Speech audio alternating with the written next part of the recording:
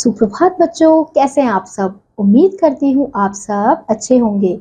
तो बच्चों, आज की कक्षा में हम पढ़ने वाले हैं अध्याय नंबर 25, जिसका शीर्षक है डायरी का एक पन्ना। तो बच्चों, सबसे पहले हम पढ़ेंगे इस अध्याय का सार। हमारे देश को आजादी दिलाने के लिए कई वीरों ने अपने प्राणों को न्यौछावर किया। सुभाष चंद्र बोस जैसे वीर नेताओं की प्रेरणा से ओत-प्रोत होकर जनता भी प्रतिशोधा की ज्वाला के साथ सड़कों पर उतर आई। 26 जनवरी 1931 को गुलाम भारत का पहली बार स्वतंत्रता दिवस मनाया गया था। तो बच्चों, यहाँ पे क्या बताया जा रहा है कि हमारे देश को आज़ादी दिलाने के लिए बहुत सारे वीरों ने अपने प्राणों को न्यौछावर कर दिया, यानी कि अपने प्राणों को गंवा दिया। तो सुभाष चंद्र बोस जैसे वीर नेताओं की प्रेरणा से ओत-प्रोत होकर जनता भी क्या हो गई, प्रतिशोधा की ज्वाला के साथ सड़कों पर उतर आई। फिर 26 जनवरी 1931 को गुलाम भारत का पहली बार स्वतंत्रता दिवस मनाया गया था। तो चलिए अध्याय को शुरू करते हैं। 26 जनवरी आज का दिन तो अमर दिन है। आज के ही दिन सारे हिंदुस्तान में गुलाम भारत का स्वतंत्रता दिवस मनाया गया था और इस वर्ष भी उसकी पुनरावृत्ति थी, जिसके लिए काफी तैयारियां पहले से की गई थी। गत वर्ष अपना हिस्सा बहुत साधारण था। इस वर्ष जितना आपने दे सकते थे दिया था। केवल प्रचार में 2000 रुपया खर्च किया गया था। सारे काम का भार आप समझते थे, आप ऊपर हैं। और इसी तरह जो कार्यकर्ता थे उनके घर जा जाकर समझाया था। बड़े बाजार के प्राय मकानों पर राष्ट्रीय झंडा फहरा रहा था और कई मकान तो ऐसे सजाए गए थे कि ऐसा मालूम होता था कि मानो स्वतंत्रता मिल गई हो। कलकत्ता के लगभग प्रत्येक भाग में ही झंडे लगाए गए थे। जिस रास्ते से मनुष्य जाते थे उसी रास्ते में उत्साह और नवीनता मालूम होती थी। लोगों का कहना था कि ऐसी सजावट पहले नहीं हुई। पुलिस भी अपनी पूरी ताकत से शहर में गश्त देकर प्रदर्शन कर रही थी। मोटर लारियों में गोरखे तथा सार्जेंट प्रत्येक मोड़ पर तैनात थे। कितनी ही लारियां शहर में घुमाई जा रही थी। घुड़सवारों का प्रबंध था। कहीं भी ट्रैफिक पुलिस नहीं थी। सारी पुलिस को इसी काम में लगाया गया था। बड़े बड़े पार्कों तथा मैदानों को पुलिस ने सवेरे से ही घेर लिया था। तो यहाँ पे बच्चों बताया जा रहा है कि 26 जनवरी यानी आज का ही दिन जब ये डायरी लिखी गई है, जिसने ये डायरी लिखी है, तो वो बता रहे हैं कि आज का दिन तो अमर दिन है। आज के दिन ही सारे हिंदुस्तान में गुलाम भारत का स्वतंत्रता दिवस मनाया गया था और इस वर्ष भी उसकी पुनरावृत्ति हुई थी, जिसके लिए काफी तैयारियां पहले से की गई थी। गत वर्ष का अपना हिस्सा बहुत साधारण था। इस वर्ष जितना आपने दे सकते थे उतना दिया था। केवल प्रचार में 2000 रुपया खर्च किया गया था। सारे काम का भार आप समझते थे, आप ऊपर हैं। और इसी तरह जो कार्यकर्ता थे उनके घर घर जाकर आप लोगों को समझाते थे और बड़े बाजार के प्राय मकानों पर राष्ट्रीय झंडा फहरा रहा था और कई मकान तो ऐसे सजाए गए थे जैसे ऐसा मालूम होता था मानो स्वतंत्रता ही मिल गई हो। और कलकत्ता के लगभग प्रत्येक भाग में झंडे ही झंडे लगाए गए थे।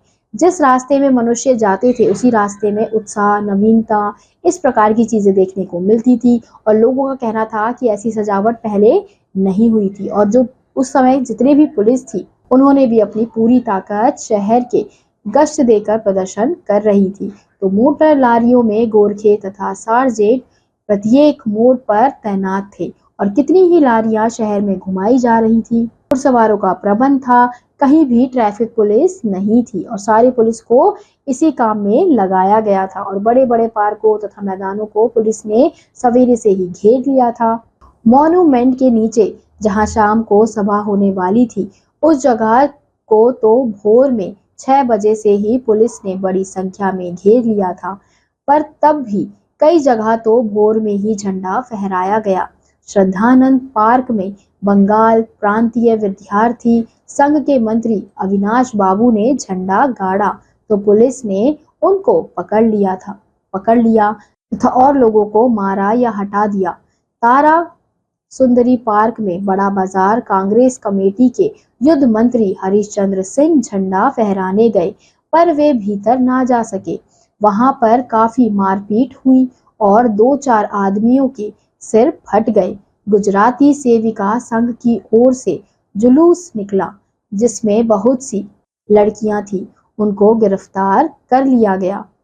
11 बजे मारवाड़ी बालिका विद्यालय की लड़कियों ने अपने विद्यालयों में झंडोत्सव मनाया।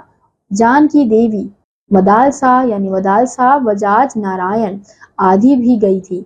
लड़कियों को उत्सव का क्या मतलब है समझाया गया। एक बार मोटर में बैठकर सब तरफ घूमकर देखा तो बहुत अच्छा मालूम हो रहा था। जगह जगह फोटो उतर रहे थे। आपने भी फोटो का काफी प्रबंध किया था। 2-3 बजे कई आदमियों को पकड़ लिया गया, जिसमें मुख्य पन्नोदास और पुरुषोत्तम राय थे। सुभाष बाबू के जुलूस का भार पूर्णोदास पर था, पर यह प्रबंध कर चुका था। स्त्री समाज अपनी तैयारी में लगा था। जगह जगह से स्त्रियां अपना जुलूस निकालने की तथा ठीक स्थान पर पहुंचने की कोशिश कर रही थी।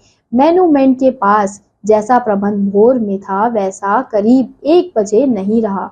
इससे लोगों को आशा होने लगी कि शायद पुलिस अपना रंग ना दिखलावे, पर वह कब रुकने वाली थी।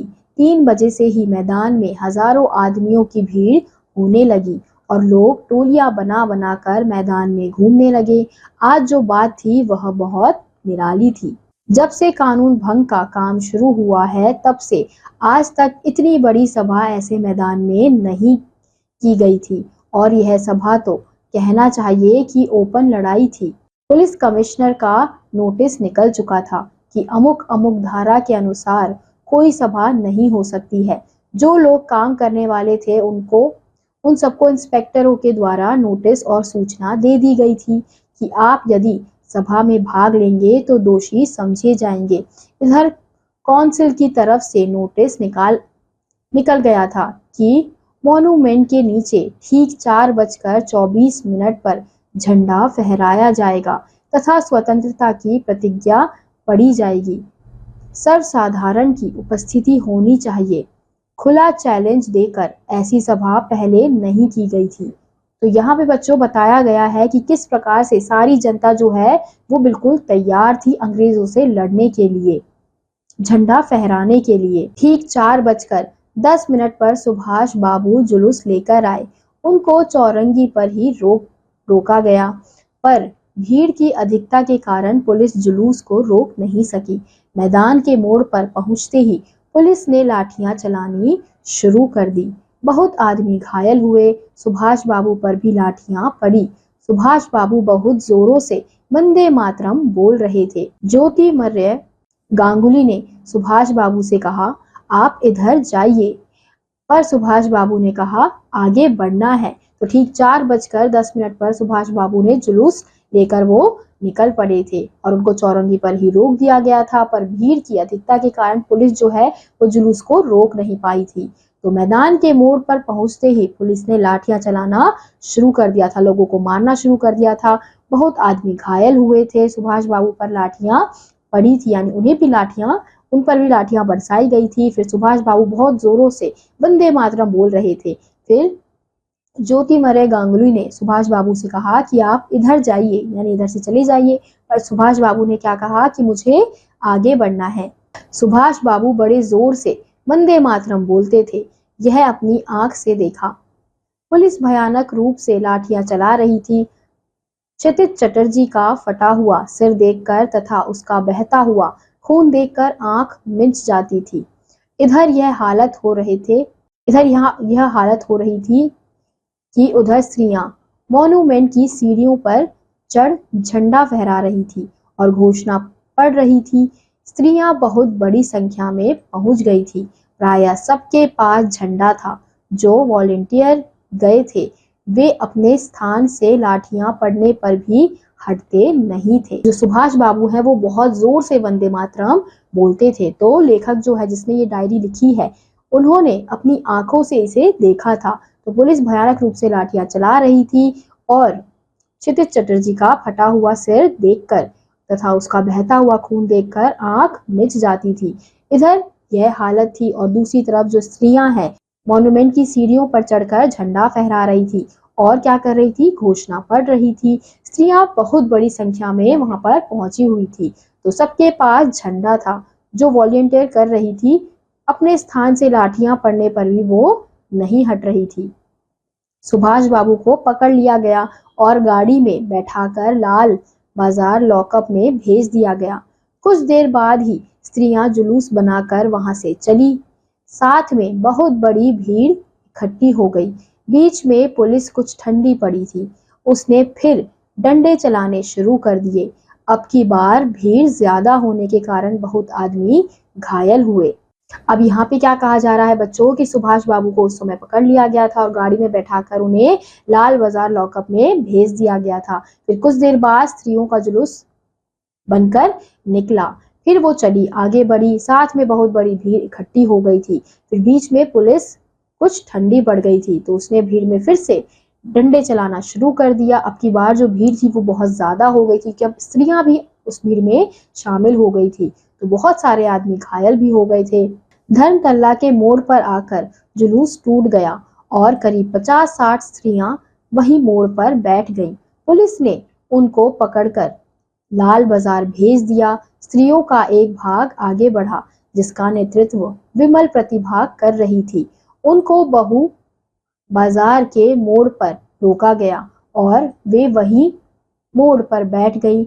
आसपास बहुत बड़ी भीड़ इकट्ठी हो गई जिस पर पुलिस बीच बीच में लाठी चलाती थी।